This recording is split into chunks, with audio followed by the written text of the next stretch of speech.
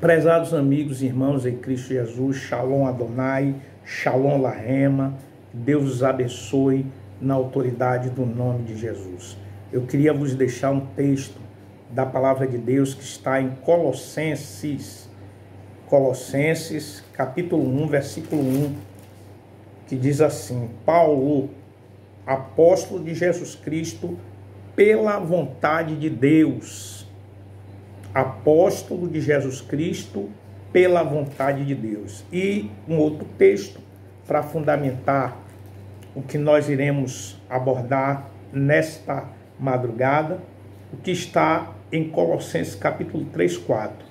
Quando Cristo, que é a nossa vida, que é a sua vida, que é a minha vida, que é a nossa vida se manifestar, então vós vos manifestarei com ele em glória.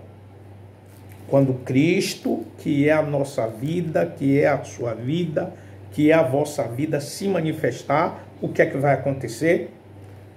Você também vai se manifestar com ele em glória. Olhe a promessa. Quando Cristo aparecer, você vai aparecer com ele. Vai aparecer com ele, com um corpo glorificado. Está escrito em Filipenses capítulo 3, versículo 21, que diz que ele transformará o nosso corpo abatido para ser conforme o seu corpo glorioso, segundo o seu eficaz poder de sujeitar também a si todas as coisas. A palavra do Senhor diz em Tessalonicenses, primeira carta dos Tessalonicenses, capítulo 4, 16 e 17. 4, 16 e 17 de Tessalonicenses, que diz assim, 4, 16. E diz assim, 4 de Tessalonicenses, versículo 16. Porque o mesmo Senhor descerá do céu com alarido, com voz de arcanjo, com trombeta de Deus, e os que morrerem em Cristo ressuscitarão primeiro. Aqueles que morreram confiando em Cristo, esperando em Cristo, eles ressuscitarão primeiro. Depois, vós, os que ficarmos vivos, seremos, arrebatados, juntamente com ele nas nuvens, juntamente com eles nas nuvens. Ele quem? Aqueles que morreram e ressuscitaram, vão parar nas nuvens e nós nos encontraremos com ele nas nuvens. E depois diz o quê? A encontrar o Senhor nos ares. Primeiro nós nos encontraremos nas nuvens, os mortos com os vivos, e a encontrar o Senhor nos ares. E assim estaremos sempre com o Senhor. Portanto, consolai-vos uns aos outros com esta palavra. Esse texto é um texto escatológico, é um dos textos base para a doutrina do pré-tribulacionismo, a doutrina da iminência. O que é a doutrina da iminência? Iminência é aquilo que está prestes a acontecer. A palavra do Senhor diz que você é filho do dia, que você é filho da noite. Está lá em Tessalonicenses, na primeira carta, capítulo 5, que diz assim: porque vós mesmos sabeis muito bem que o dia do Senhor virá como um ladrão de noite. E ele diz assim, o 5,4, mas vós, irmãos, já não estáis em trevas, para que aquele dia vos surpreenda como um ladrão. Porque todos vós sois filhos da luz e filhos do dia, não somos da noite nem das trevas. Não durmamos, pois, como os demais, mas vigiemos e sejamos sóbrios, porque os que dormem de noite, os que embebedam-se de noite, mas nós que somos do dia, sejamos sóbrios, vestindo-nos a couraça da fé e do amor, e tendo por capacete a esperança da salvação. porque Deus não nos destinou para a ira, mas para a aquisição da salvação por nosso Senhor Jesus Cristo, que morreu por nós, para que, quer vigiemos, quer durmamos, vivamos juntamente com Ele, pelo que exortai-vos uns aos outros e edificai-vos uns aos outros, como também o fazeis. Olha bem, por que a Bíblia manda você vigiar? Por que a Bíblia manda você ser sóbrio? Porque a Bíblia deixa claro que você tem que estar num estado de vigilância. Escuta bem, se alguém quiser discutir comigo algum assunto sobre lei trabalhista, você tem que ir para a lei específica. Você pode até ir para a Constituição, mas existe uma lei específica que pontua quais os direitos e os deveres de quem trabalha, do empregador, do empregado. Se você quiser discutir com alguém a questão de lei, de trânsito, você tem que ir para a lei específica. Se você quiser discutir sobre crime, você pode até ir para a Constituição. Tem a base constitucional, mas existem leis que são leis específicas para a questão criminal. Não só o Código Penal, mas o Código Processual Penal. Se você quiser tratar de questões sobre o inquilinato, existe uma lei específica do inquilinato. No Código Civil, sobre o divórcio, o que é que se relata a questão do divórcio e outras coisas referentes à vida do ser humano. Porque o ser humano, ele é social, ele vive na sociedade, ele é gregário por natureza, e nessa vida em sociedade surgem atos e fatos que dão lugar a direitos e obrigações. Tá bom? Existem comportamentos que são nocivos à sociedade e esses comportamentos são pontuados. Então, existem leis específicas para o cumprimento desses comportamentos e também para o descumprimento. Existem punições na área civil, existem punições na área criminal. A área criminal já é para aqueles comportamentos que são totalmente prejudicial ao ser humano, que mexe, né, com direitos fundamentais, o direito à vida, direito à liberdade, direito patrimonial. Então, existem muitas coisas que são leis específicas que tratam desses assuntos. Por que será que Deus, escolhendo 12 apóstolos, Deus não escolheu 12 apóstolos? Por que o apóstolo Paulo, ele teve que ser escolhido? Porque, na verdade, foram 13 apóstolos. Teve os 12, teve a morte de Judas, mas aí entrou quem? Matias. Os 12 apóstolos. Depois, você vai ver o apóstolo Paulo sendo chamado por Deus, escolhido pelo Senhor para o ministério apostólico. Então, a minha pergunta é, por que Deus chamou o apóstolo Paulo se já tinha 12? Sabe por quê? Porque existia questões específicas. É chamado de, olha, toda lei específica, no sentido de que existe a Constituição, existem leis complementares, ao que venha complementar aquilo que a Constituição não abordou em sua amplitude, completude, entendeu? Existe aí leis complementares. O apóstolo Paulo veio tratar de alguns assuntos específicos, Quer ver um assunto específico? A questão pastoral. Você vai ver que em nenhum outro lugar vai tratar como o apóstolo Paulo tratou das questões do ministério pastoral. Entendeu? Teve um assunto, a questão da ressurreição dentre os mortos. Jesus falou com os saduceus a questão da ressurreição dentre os mortos. Mas ainda ficou muita coisa que o apóstolo Paulo veio trazer como que? Trazer para completar, para não deixar a gente voando, para não deixar a gente à toa. O apóstolo Paulo, ele veio para completar. Não foi em vão que ele escreveu 13 cartas. Inclusive, Pedro disse que tinha assuntos que eram assuntos dificílimos, né? Então você vai ver algo interessante, que o apóstolo Paulo, ele foi chamado para ser o apóstolo dos gentios, daqueles que são da incircuncisão. Bem verdade que a circuncisão e a incircuncisão diante de Deus não quer dizer nada, mas veja você que o apóstolo Paulo ele veio trazer assuntos que nenhum outro, em nenhuma outra geração foi tratado. E o apóstolo Paulo ele revela a questão da lei, a questão da fé.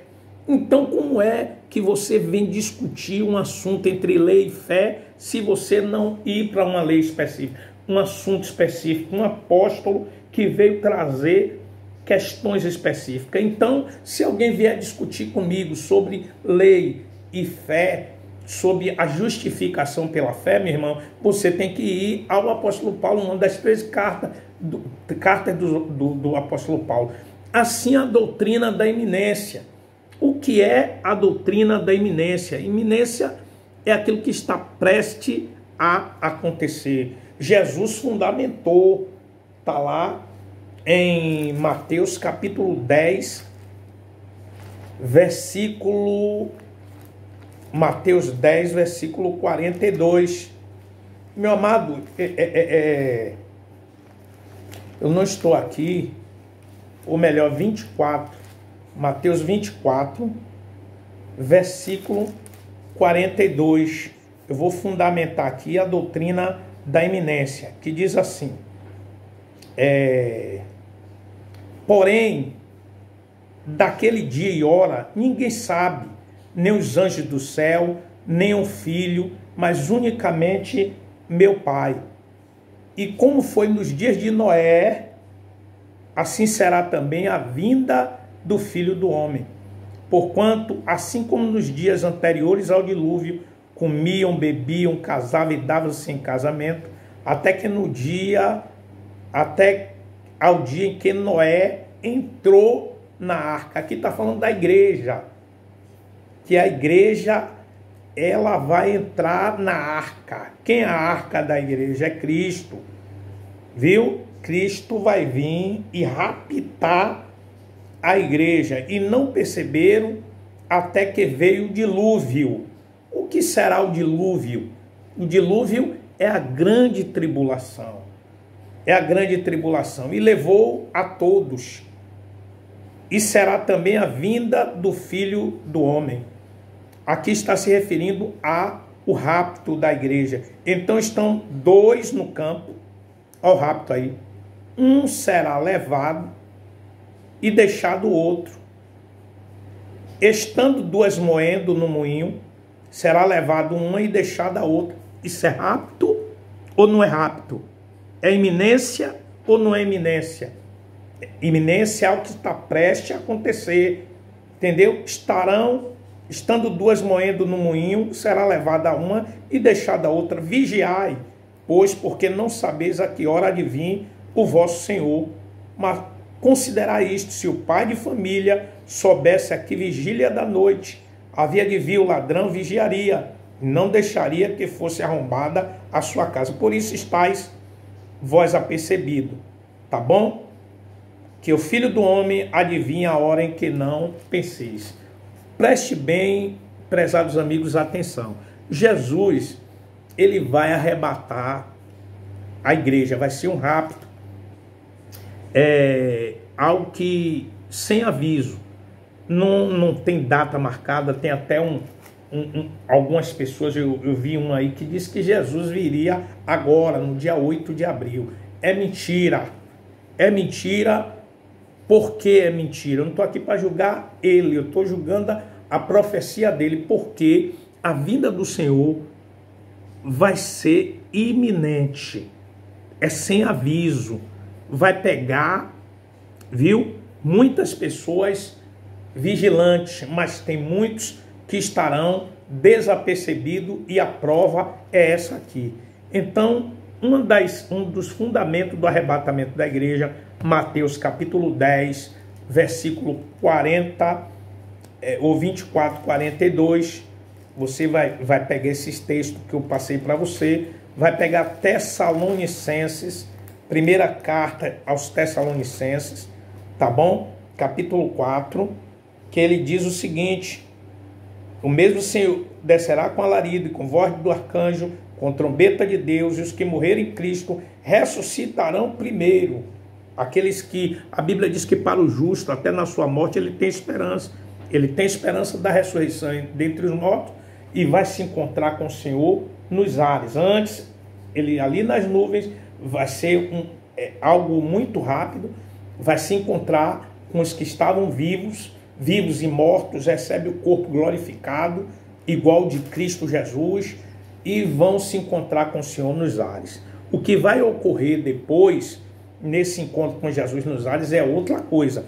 Mas quando Jesus vier, juntamente com a igreja, entendeu? Aí sim, todo olho verá, e Jesus se manifestará em glória, e aí se cumprirá essa passagem de Colossenses, que diz que quando Cristo, que é a nossa vida, se manifestar, então também vos manifestarei com ele em glória.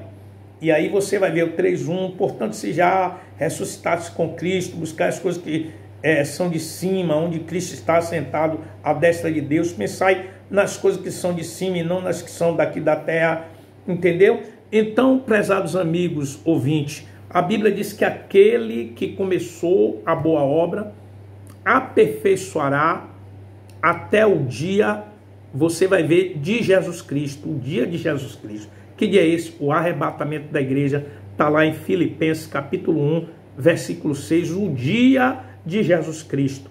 Filipenses 1, 6, o dia de Jesus Cristo.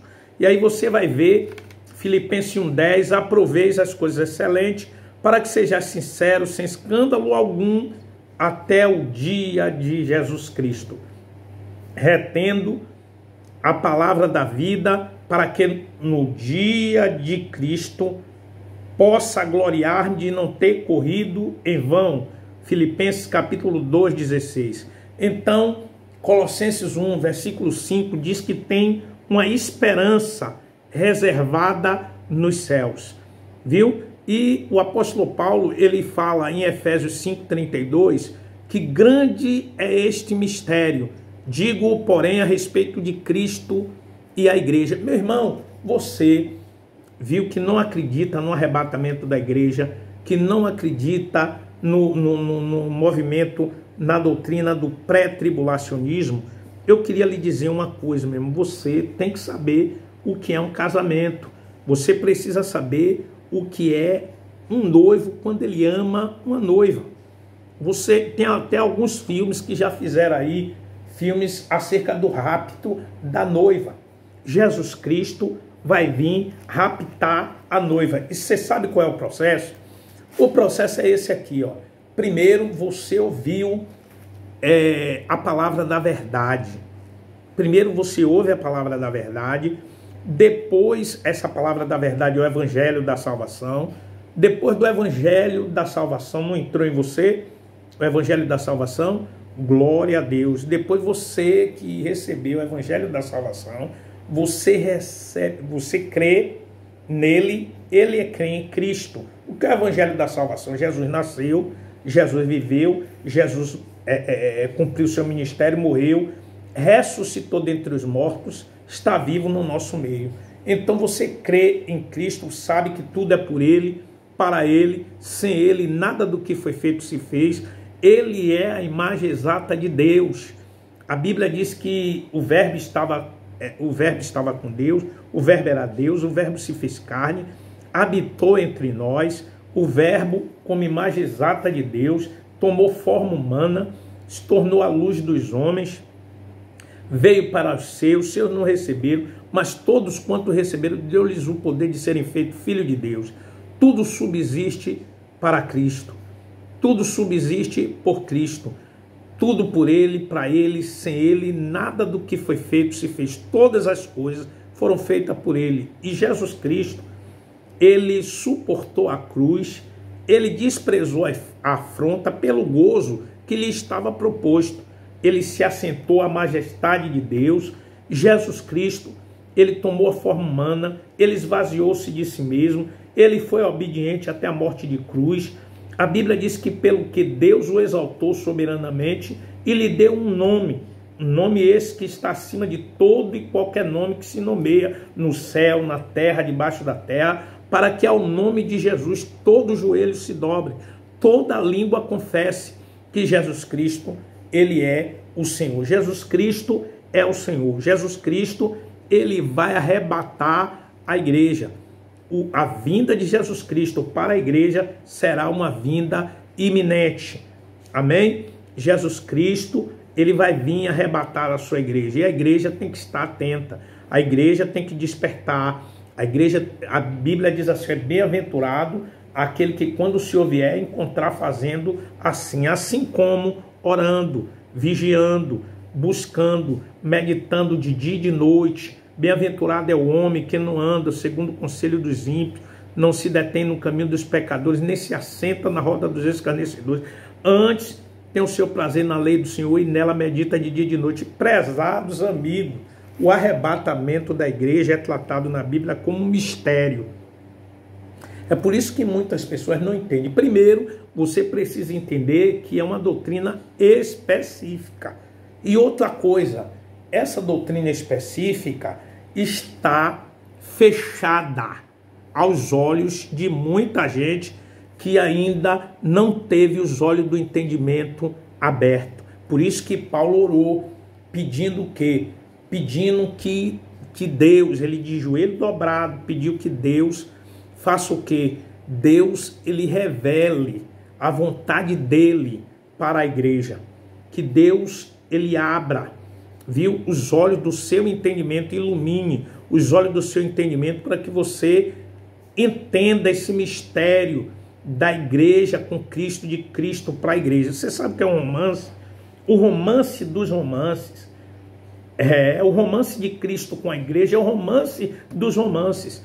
A maioria das pessoas que, como eu disse aqui, que primeiro vem a palavra da verdade, o evangelho da salvação, você crê em Cristo e recebe o penhor da nossa herança. O que é o penhor da nossa herança? É o Espírito Santo, que o mundo não conhece, que o mundo não vê, mas nós o conhecemos. E você vai ver a ordem de Cristo, ficar em Jerusalém, até que do alto seja revestido de poder, recebereis poder ao descer sobre vós o Espírito Santo, serei-me testemunha em Jerusalém, na Judéia, Samaria e os confins da terra. Irmãos, eu nunca tinha tido nenhuma afinidade com a palavra de Deus. Eu não conhecia a palavra de Deus, até que uma pessoa, um pastor, um dia eu fui visitar a igreja, me convidaram para ir, eu fui, quando cheguei lá, eu vi a palavra de Deus e aceitei Jesus como o único suficiente salvador da minha vida. O que é aceitar Jesus?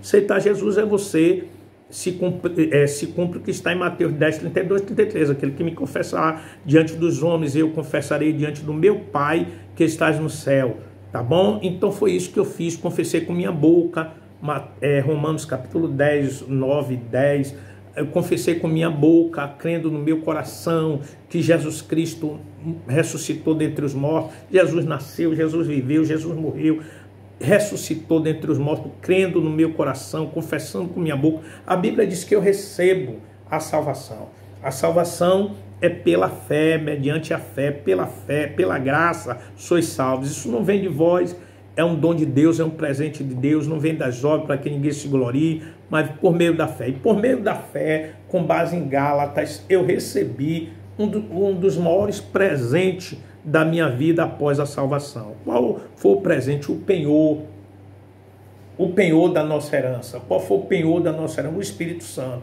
Eu recebi o Espírito Santo com a evidência de falar em novas línguas. Foi algo surreal, foi algo sobrenatural. Eu estava num apartamento e as pessoas orando por mim. Eu nunca tinha tido nenhuma experiência assim espiritual. Foi a experiência, eu dobrei o joelho, chorando e muitas lágrimas, falando em língua, pela primeira vez na minha vida, e ali a minha vida foi totalmente transformada.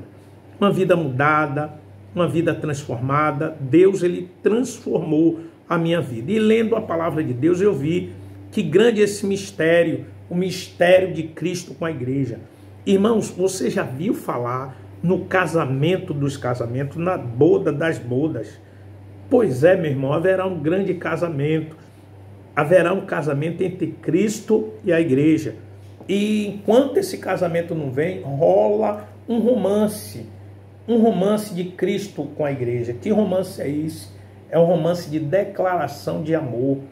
Cristo sempre tem se declarando: não foste vós que vos escolheste a mim, mas eu vos escolhi a vós e vos nomeei, para que vades e dê fruto e o vosso fruto permaneça. Crê no Senhor Jesus Cristo, serás salvo, tu e a tua casa. Jesus Cristo, ele ama a igreja. Nada vai nos separar do amor de Deus que está em Cristo Jesus.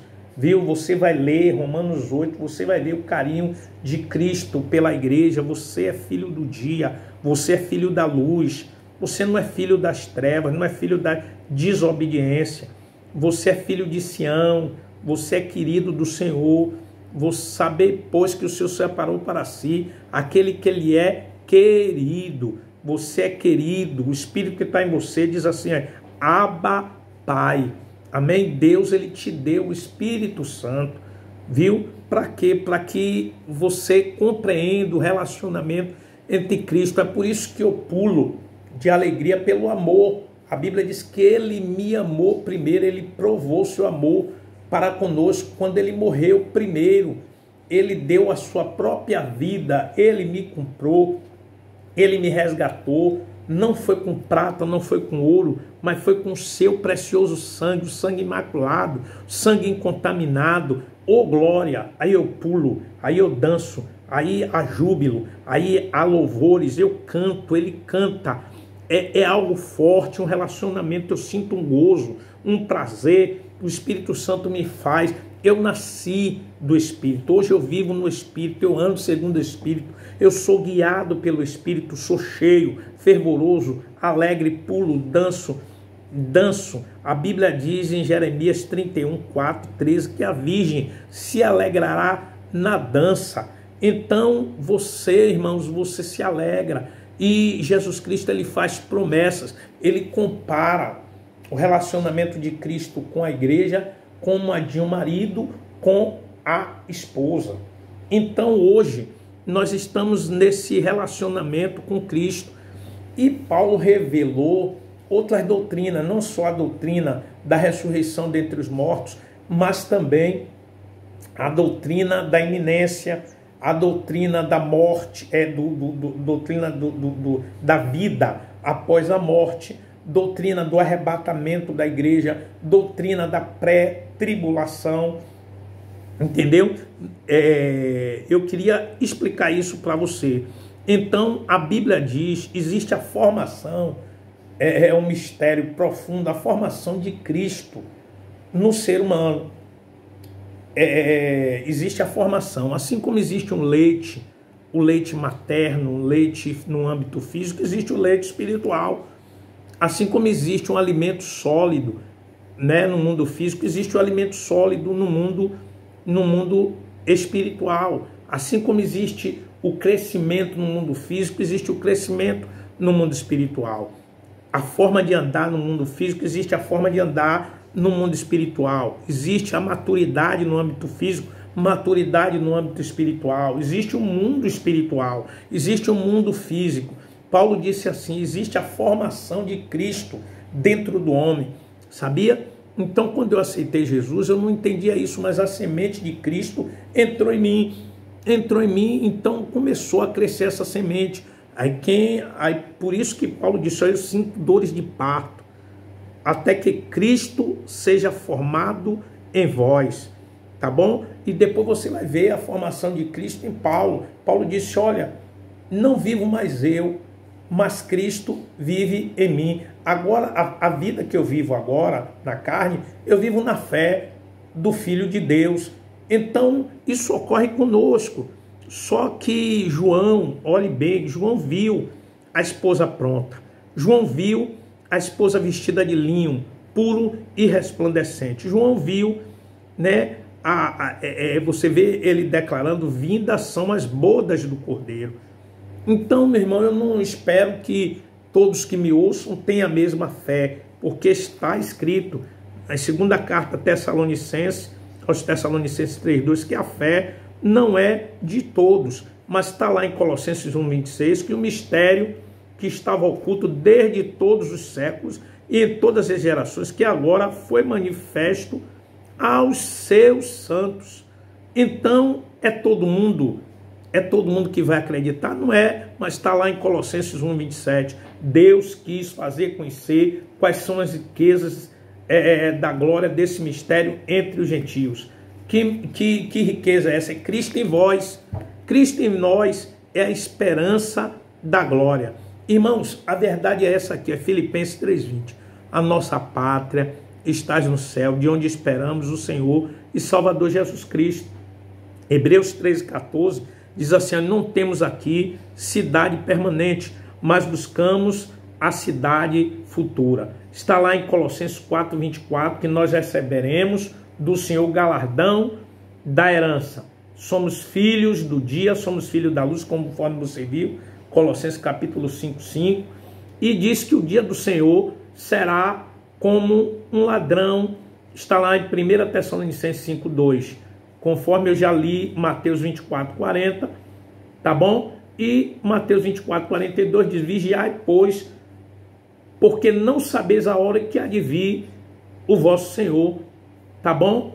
E está lá 24,44, porque o Filho do Homem há de vir a hora em que não penseis. Então, será uma vinda sem sinais, sem aviso, será num abrir e piscar de olhos.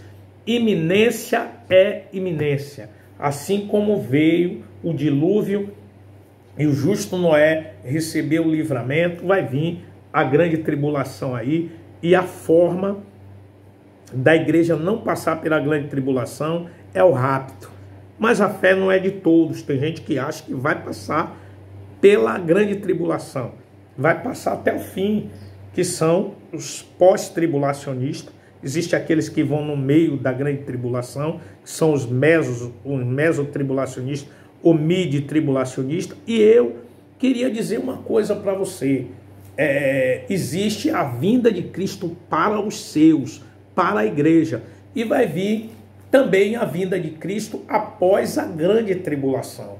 Agora, uma vai ser o rapto e a outra vai ser com ela.